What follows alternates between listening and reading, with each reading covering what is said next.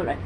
Hi mga kapanalig! For today's video, ipapakita ko sa inyo ang mga paanyaya sa darating na Disyembre. Sa Disyembre 8, December 10, 2025, magkakaroon tayo ng simbang gabi sa oras ng 5 to 6 p.m. Ay, hindi. Tama. Ng gabi. At sa susunod na magkakaroon tayo ng araw-araw na simbang gabi hanggang makarating tayo ng Disyembre 18. Araw ng Thursday, magkakaroon tayo dito ng mass at celebration on my 11th birthday. Because meron dito misa sa magkakaroon ng ang punong tagapagdiwang sa mga araw na yun. Ako, syempre, ako yung parish priest dito.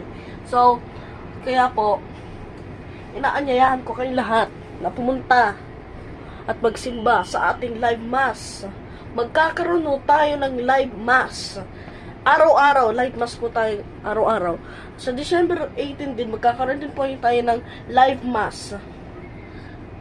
So, oras po yung 6:30 to 7:30 kasi magkakaroon po tayo ng recollection for Christmas. At December 25, syempre, December 24, magkakaroon tayo ng Christmas Eve Mass. Yun, tapos December 25, Christmas Eve Mass. Tapos sa December 31, New Year's Eve. Tapos pagsapit ng January 1, magkakaroon na tayo ng New Year's Mass. At pagsapit ng mga iba't ibang araw ng January, novena naman tayo para sa darating na translasyon ng itim na Nazareno. Sa January 9, magkakaroon din tayo ng misa.